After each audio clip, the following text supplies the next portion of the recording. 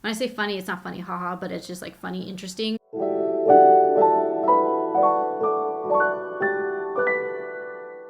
Hello and welcome back to my channel. My name is Marissa for those who are new here, and thank you so much for watching. In today's video, I'm really excited because I'm going to be going over all the books that I have read this year.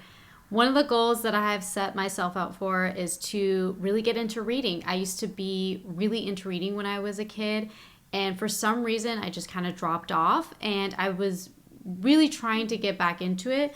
So it's just been like on my goal list for the past couple of years to not just say like read more. It's more of, okay, really get into reading and read more than X number of books. Now, this year I've been trying to read at least one book a month, so that's a total of 12 books. And let me see, 1, 2, 3, 4, 5, 6, 7, 8, 9, 10, 11. So I am at 11 books, which I still think is really good. I just finished one book yesterday, actually, and I'm starting on the next one. So it's very possible that I will hit the 12 by the end of the year. I wanted to film this video just in case that I didn't finish that 12th book. But I think that's really good because the year before, I think I maybe read like 4 books. So I have my notes with me, so without me rambling too long, hit the like button if you are a reader and if you enjoy reading, and also comment down below any book suggestions. I am trying to put together a list of books that I want to read for next year, so please leave them down below. I like historical fiction. I also like to mix it up with like some I don't want to say self-help books, but some informational books.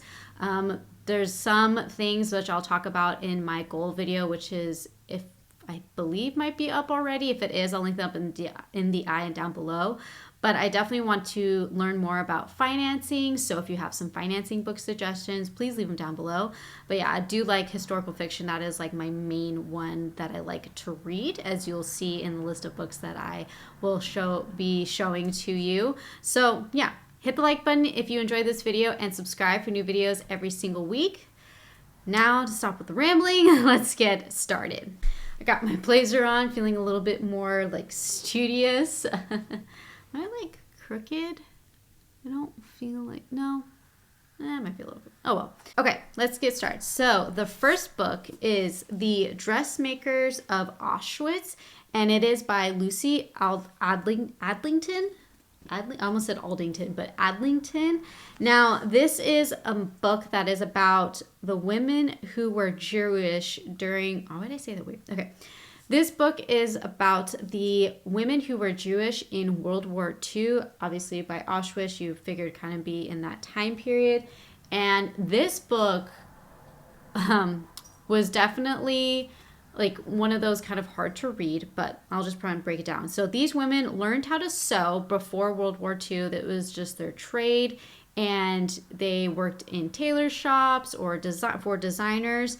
And this was all prior to the war. And then leading up to the war, obviously, these women unfortunately went to Auschwitz. This is actually based off of stories told by these women or descendants of these women. Lucy Adlington actually did some research and interviews. So these stories in here are true stories. So they went to Auschwitz during the war, and through their skills, the fact that they were seamstresses actually helped keep them alive. And to me, being someone who is a seamstress herself, knows how to sew and makes clothes, it kind of solidifies the fact of like, you know, my skill is very, very useful. And in the case of these women in these stories, it kept them alive. And here's why: it's because the Nazis unfortunately were, you know, unfortunately causing genocide and killing all these Jewish people. But what they would do is they would take their clothes and just stockpile them. And what these women, just try not to give too away, but what these women would use their skills and like remake the clothes or repair the clothes. And that's what helped keep them alive. It turned in, and I'll try not to give too much, but it's just like, it's amazing the fact that their skills as seamstresses is what kept them alive during one of the darkest times in history.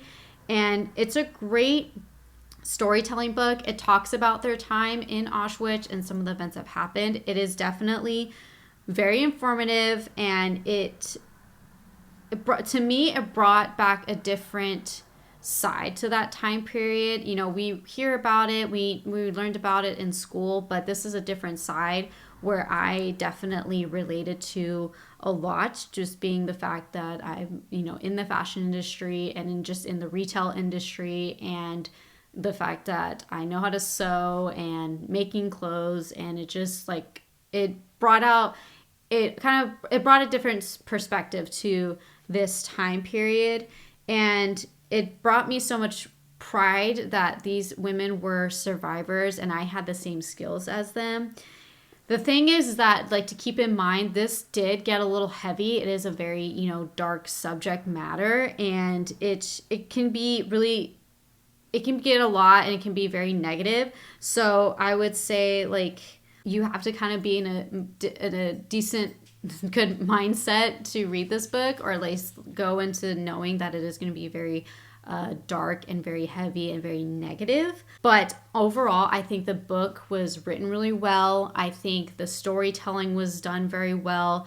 I definitely want to look into more books of hers, but I definitely recommend, especially if you are in the fashion industry, or you know you are a seamstress or a tailor, or you're just really into history as well. Like, I definitely recommend this book. This was the first book that I read, and like we started out with a bang.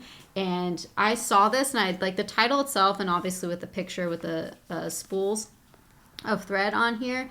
And also the title of the true story of the women who sewed to survive definitely drew me in. So if you are within that realm and really like history and want to actually have your perspective change a little bit and see a different side of that time period in history, I would definitely recommend this book.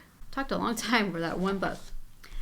Okay, the next book is The Glorious Guinness Girls by Emily Hurricane.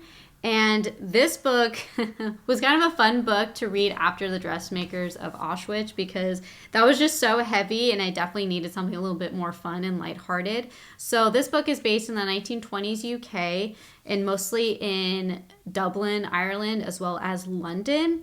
And it surrounds the heiresses Aileen, Maureen, and Una, who are heiresses to the Guinness Empire.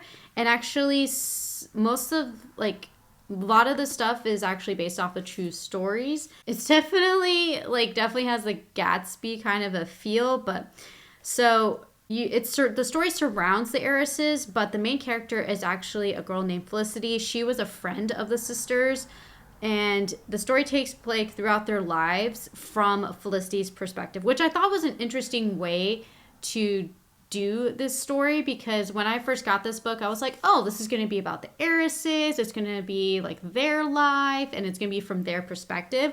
But when going through and reading it was from a third party perspective, I thought was really interesting. And it shows differences in class during this time period. It has ups and downs, twists and turns. There's a lot of things that happen that you do not expect would happen.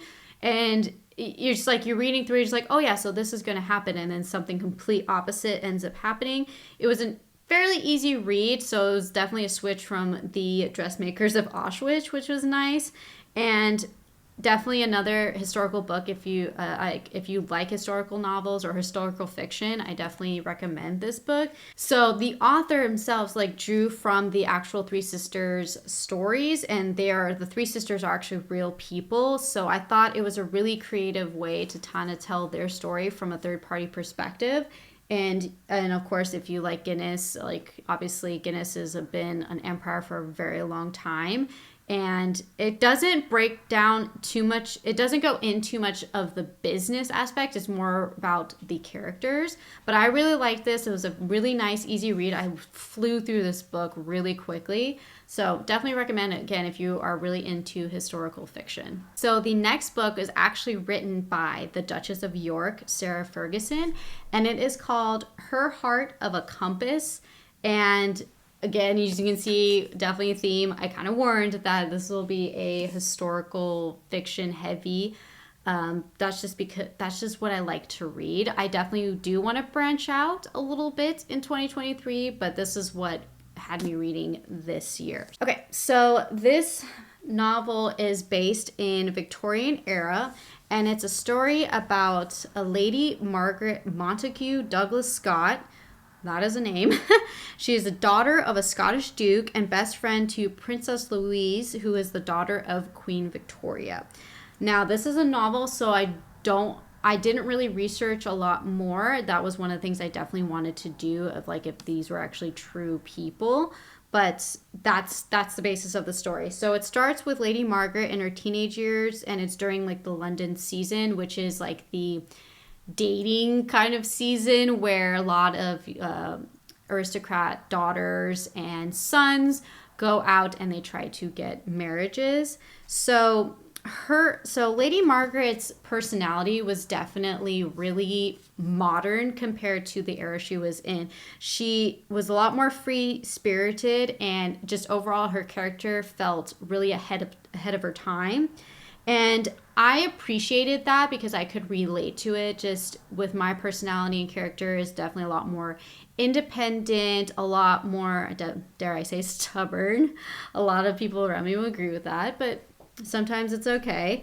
And so I could relate to her, but throughout the story, and it kind of takes her through from her teenage years into adulthood, as well into her like mid-age range. She annoyed me sometimes because I related to her, and then some twists and turns would occur, and how she would react was like opposite of what I would actually react, and that would annoy the crap out of me. But I really liked this book. I thought it was a good story. The time period, I felt like a lot of the things that occurred during the time period of the book matched what would have occurred. And I think it'd be really cool. And the fact that she was really so close to royalty made it really interesting as well, with the fact that she was kind of opposite and really ahead of, and really modern thinking.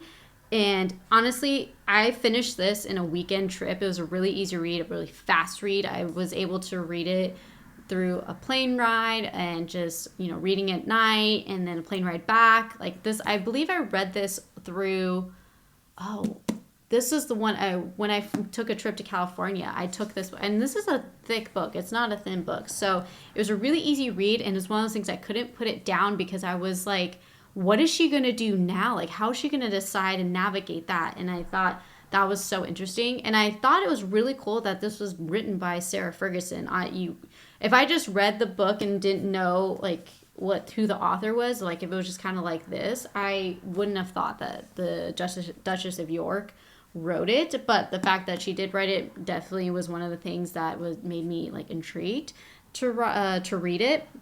But I really like it. Again, if you're historical fiction, definitely recommend. I think it was a really good read, and again, easy read, so I flew through it. So the next book was the start of the series that I'm still continuing to read and has definitely become popular. So I started the Bridgerton series. Now, I started it because of the show, and then when I found out that it was a book, I was like, oh, I want to read it, and then I found it was a series, so I just kept getting the books, and like it's definitely right up my alley of historical fiction. You have drama, sibling rivalry, you have romance, you have all the works, and I'm pretty sure you have heard of this TV series. And honestly, like my sister-in-law actually read all of the books really quickly, and she was telling me some spoilers, which I won't give here, but she was telling me it's a really good series. And so I started reading it, and I was kind of comparing it to the show, which it's really similar, but also not similar to the show. I'll just say that. But okay, let's start with The Duke and I. So this was this book that is the first season, and it's the first book in the series. And so so if you have no clue what I'm talking about, so it's Regency area. It's Regency era, and which you don't know what that is. It's 1811 to 1820, and it's based in London for the London season. Again, we're talking about the London dating season. So it's summer season, and it's, like I said earlier, it's where high society kind of comes together, and that's where marriages kind of come together and happen, and the whole point of it is to increase your family's fortune by like marrying up your station or marrying someone who's rich, investor, duke, you name it. So the Bridgerton family has 8 children, and they're named in alphabetical order, which I thought was really cool and interesting. So you have Anthony, Benedict, Colin, Daphne, Eloise, Francesca, Gregory, and Hyacinth. The mother is Violet, and the father is Edmund, who unfortunately who has passed away. This first book centers around Daphne, and she goes, and I believe it's her second season. Again, it's been a minute since I read the book and watched the series, so correct me if I'm wrong, or editing Marissa will correct me if I'm wrong. But she is going through her season, and she's selected as the Diamond of the Season by the Queen of England. And what that means is she's like the most coveted. She's the best match that any man should go after, pretty much. So the Duke of Hastings is of marriage age, and he is actually best friends with her older brother, Anthony. And he is definitely a more troubled character, and he straight up doesn't want to get married. He doesn't want to have children, like the exact opposite of what Daphne wants. And the two collide for a really fun story. Like, it's a fun romance, and you can see this is where you definitely get opposites attract.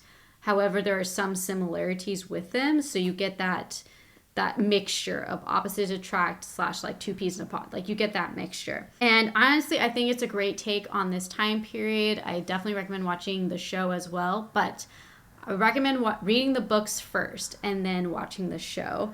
It's definitely a series I really, really enjoy, and I'm continuing to read, and I definitely want to read more and more. So after I read this book, this is not my favorite.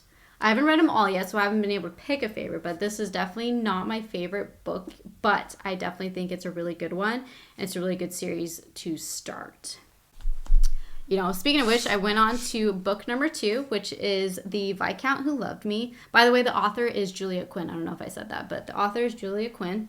So this is also the second this book is what the second season of the TV series is about.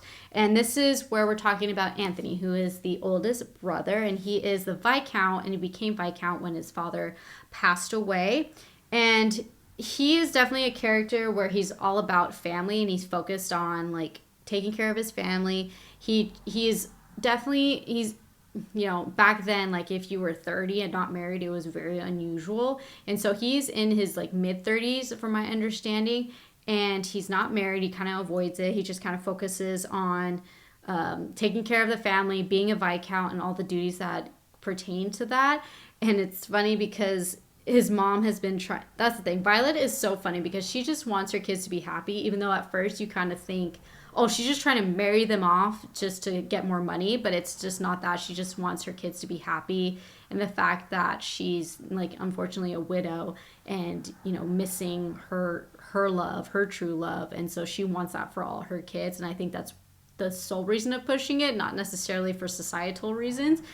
But it's really funny because Violet pushes it. Although in the TV series, I feel like her character is a little bit more dramatic than the books. But again, read the books before you watch the TV series. But you can see that his father's death, I think, affected him the most. But that makes sense because he was the oldest, and he knew their father the longest and was the closest to him. But what's funny is that you see like a weird change. When I say funny, it's not funny, haha, but it's just like funny, interesting, where it's like all of a sudden he like wakes up and he's like, nope, yep, now I want a wife. And it's just like, okay, random. I don't know why that happened. Keep in mind the TV show is different than the book. I will say that. It's definitely different than the book. There was more character building in the book, and it solidified, honestly, why some of the characters were the way they were. There was definitely more in the book, than it kind of is portrayed, in my opinion, on the TV show. But it's definitely an interesting story. I definitely like this one better than Daphne's story. And I think that might be just because I watched the TV show before I read her book. I think it would have been different. But again, not my favorite, but I definitely like this one. And his story sometimes would just like annoyed me, but like his love interest, I can relate to her because she's just such a strong, like independent, like woman, which I definitely relate to, and like that kind of personality. And she's very much like matter of fact, which I definitely relate to as well. So again, good book in the series. Again, strong second start. The other thing too is like, as you can see, I read a lot of like historical fiction like right in the beginning of the year, and I wanted to switch it up, and that's where I like kind of started this like switching up like the type of book I read just to keep me interested, and that way I don't get bored. And I think that's what happens with me sometimes, is because I primarily like historical fiction, that they can get one a little repetitive, and so I definitely want to mix it up, and so that's what I started doing. And this next book this next book is The Subtle Art of Not Giving a insert word here, and it is by Mark Manson. It's a counterintuitive approach to living a good life. I've heard a lot of good reviews about this book, and I not necessarily always like all about like the self-help books, but I like learning different perspectives on how to think on things and how to look at things. And so I thought this was a really good book. The title definitely threw me because it's like, okay, when you read that, you're like, are you learning just not to care anymore? And it's like, okay, is this the book just saying how to be like so blasé about everything? But it's actually teaching you how to be more intentional about what you care about, which I thought was interesting. And the way he writes is definitely more of like you're, talking to a friend, and you're just having this conversation, and you're having, getting each other's different perspectives. And that friend is that no BS friend, just tell you straight up. And the language is colorful, obviously, by the title. So it's definitely, if that bothers you a lot, I'm just fair warning, like there is a lot of like cussing in here, and it's very, very straightforward and very blunt. So just keep that in mind. I found it refreshing because, again, I'm definitely someone who likes to be very straightforward, to the point, tell me straight, like kind of a person, and I like to be, told in that, like talk to you in that way as well. So that's what definitely made me feel like this book was very refreshing. And it also makes you think, and then you look inward on things and just think about different things you can improve on as a person. Like, I believe like no one is perfect, and there's always room for growth. And I'm definitely someone who doesn't want to stop learning and doesn't want to stop growing.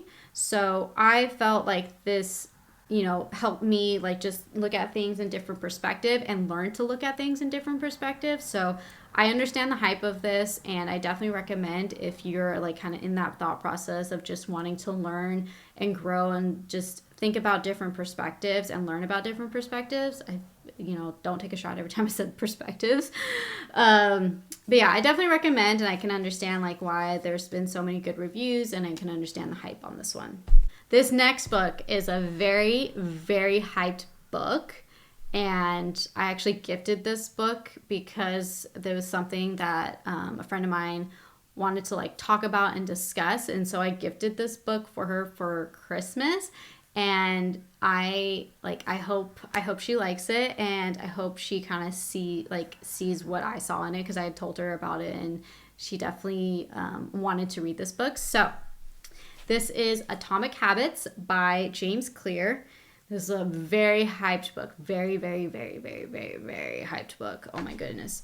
So this is a more scientific way on how habits are formed. And I really appreciated that. It's more of looking at things a lot more logically and less about emotion. Granted, emotion is like a big part of it, but this goes into like the psychology behind it. Like, why do you form this habit? Like, how did it start? Like, you don't just form habits out of nowhere. It's just, there is a thought process, like even a subconscious thought process of why this habit is formed.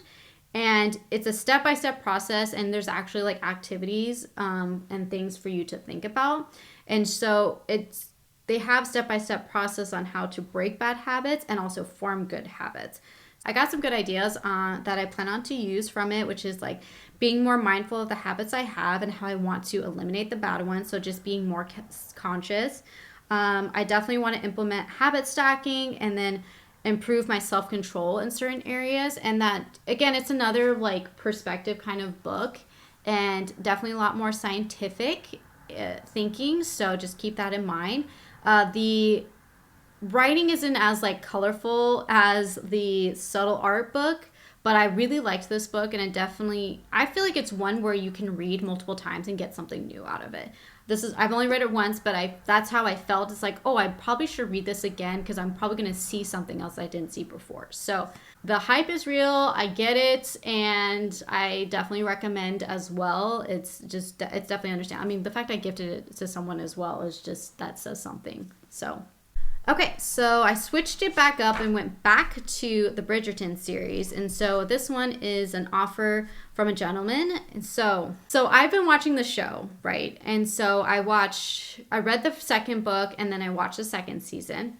And then I went into this book, and I was really confused because I've been watching the show. So here's where it's not matching the show. This is where I figured it out. I was kind of disappointed because I had a vision of what I thought Benedict's story was going to be. So yeah, this book is about Benedict. So he's the second child and second oldest brother. I had like an idea just based off the show and the book, and I had like this vision of how like his story was going to go, and it was way off.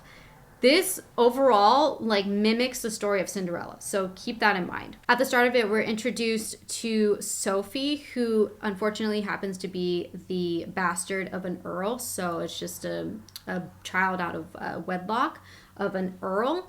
And she became a servant when the earl died, and like the new wife and two daughters like took control. So, you know, typical Cinderella. And then she meets Benedict at a ball, and that's how their paths cross. So Sophie's character is another one that's a little bit more modern for her era. However, in her circumstances, it's not surprising that her personality is a little bit more modern, just with the fact that she is, you know, a child born from, you know, but child born out of wedlock. I think that's the best way to describe it. And she was kind of dealt a bad hand with, you know, evil stepmom, evil stepsisters kind of a thing. And she is definitely very independent and headstrong, which challenges Benedict, and you get to see like that clash and how that ends up working in their favor. But it's an easy read and very charming story. There is some twists and turns, but overall, like just straight up, it is definitely a very like Cinderella kind of story. And if you like that, which I personally do, I just was thrown because that was not what I pictured for Benedict's story, to be honest. So I really like this book. I think I would have liked it more if I went in with different expectations. So yeah, like this book, definitely, again, another good one in the series. Then I went into book 4. Now this is the book that the new season is going to be about. And I was really excited to read this because I've been seeing like the possible connection between Colin and Penelope, which is what this book is about. In like the other books, you can kind of see it happening. Now, Colin is the third oldest and the third oldest son. And you can see it throughout the story, like Colin and Penelope. Penelope is a friend of the family, particularly Eloise. They're best friends, and she also is part of the ton, as they like to say. You can see the connection. So I wanted to know, like, how is this going to play out? So here it's set 10 years after we're introduced to everybody, so keep that in mind. And so Penelope and Eloise are 28 years old, which back then is like I was saying earlier, if you weren't married by like 30, it was really odd. So these women were like considered spinsters. And you can see a change in Penelope. Like you can see her confidence starting to grow and build, and she becomes very content with herself. And she seemed to have the ability to stand up for herself more. So that's what I'm saying, like her confidence and her self-esteem have definitely grown in that time period. And Colin, who is like the traveler, the free spirit, and just didn't want to be home, didn't want to find himself a wife, is now like, same thing with Anthony, like all of a sudden there was a switch, and he wanted to settle down and find his purpose. And the two collide and many things are revealed, which is nice, but it felt like it took forever for the book to reveal all this stuff. Like it was a very, very long climax, and then it finally got there. It took forever for the book to finish. Like, to be honest, I was like, okay, are we like, I'm like, are we over the peak yet? We're like, it was going. Okay. So this one, like, not a bad book. Honestly, I really like their story, and I think their story is a really good, like, love story. It's not my favorite, unfortunately. I think so far, The Viscount Who Loved Me, which is Anthony's story, is my favorite so far. I kind of wanted a little bit more from this story, like, not gonna lie, but I understand there's like so much hype, and that's probably partially on me just kind of getting caught up in the hype. But I really like this series. Like, don't get me wrong, I really like this series, and I definitely think it's a series that I'll go back to and read over and over again, because it's just a feel-good love story kind of series throughout all the siblings. So I really like it. It's not my favorite, and I felt like it kind of dragged on a little bit. So this next book, I switched back to more informative books, because again, I like to go back and forth just to make sure I don't get bored of different storylines. And this book is the You Are a Badass at Making Money by Jen Sincero.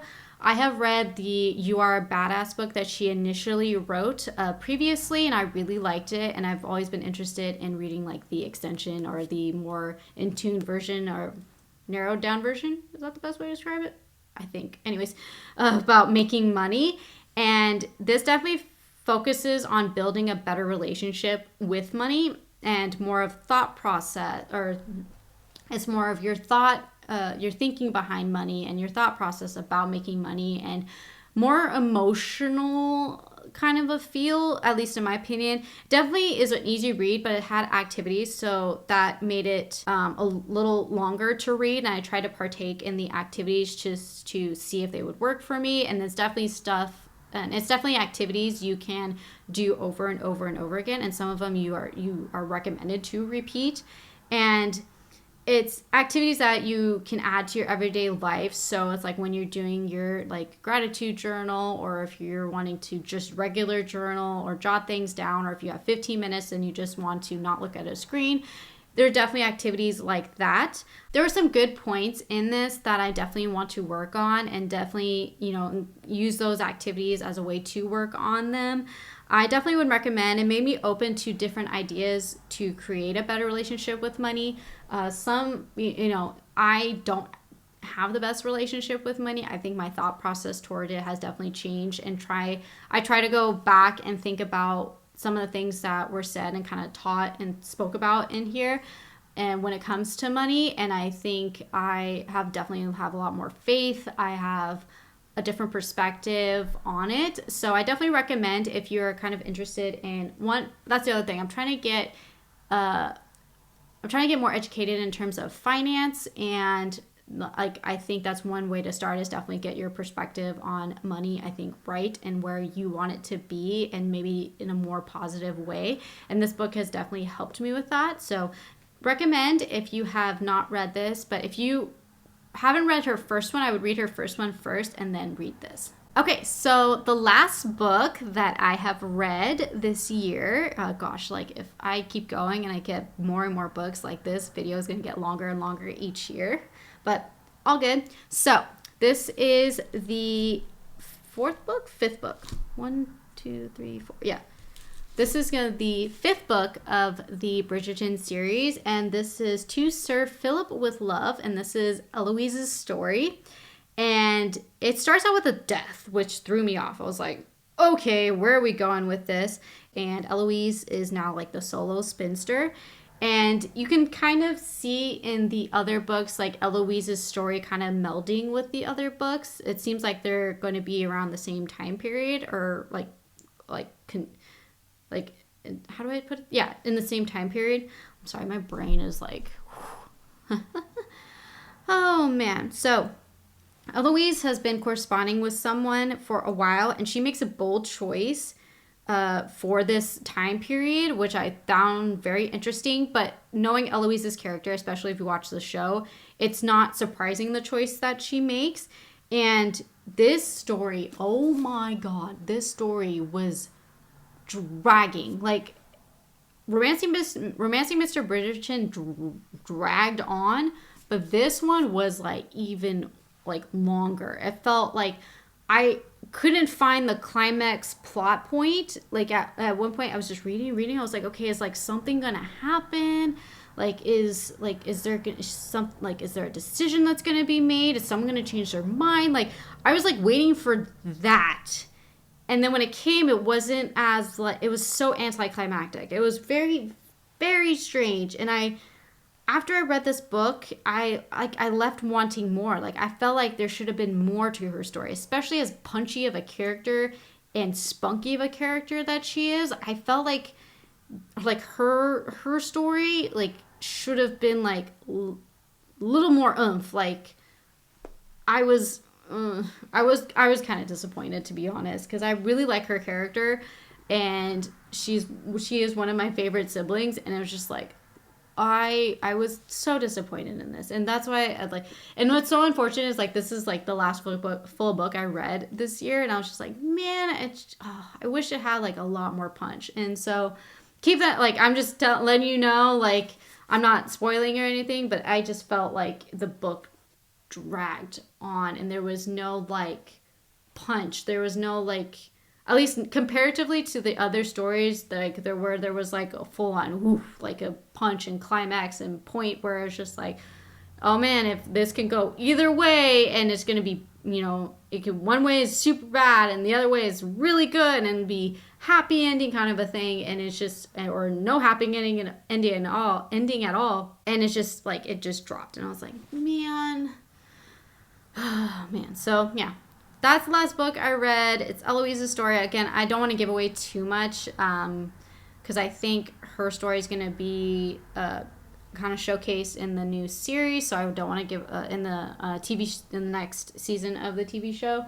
So I don't want to give away too much. But like overall, like that's how I felt. Like I was like, I wanted more, especially for her. I wanted like more. And yeah, so that was like a little disappointing and like a sad way to end like the books that I was reading over the year of 2022. But yeah, those are all the books, and that's like a lot. That's 11 books, and so I almost hit my goal of 12 books this year, and I think that I'm going to stick with that goal. I think I'll be able to beat it. I'm almost kind of secretly pushing. I'm going to try to do 20 books next year, and I think that's something I can do. Especially there's some books I have on my list that I do plan on getting that I'm really excited to read. So yeah. I know that was kind of a long video, but let me know your thoughts. Have you read any of these books? Did you love them? Did you hate them? What do you think of the Bridgerton series? Have you read it all the way through? I'm going to finish that one definitely next year.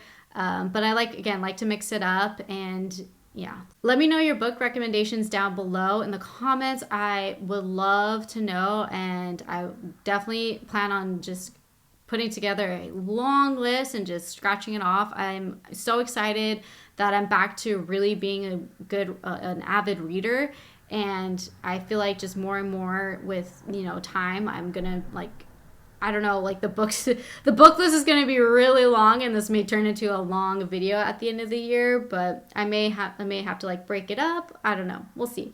But I'm really excited with the books that I did read, and I'm really excited for the books I am going to read. So yeah, let me know your thoughts down below. Hit the like button if you enjoyed this video, and subscribe for new videos every single week. I love it when you guys like, comment, and subscribe. It really helps me out with the algorithm. I know it's end of the year, so there's a lot of Vlogmas and YouTube videos up, and so I really appreciate that you checked out my video. So thank you again for watching, and I will see you in my next video. Bye. Oh boy, that's gonna be a long one to edit.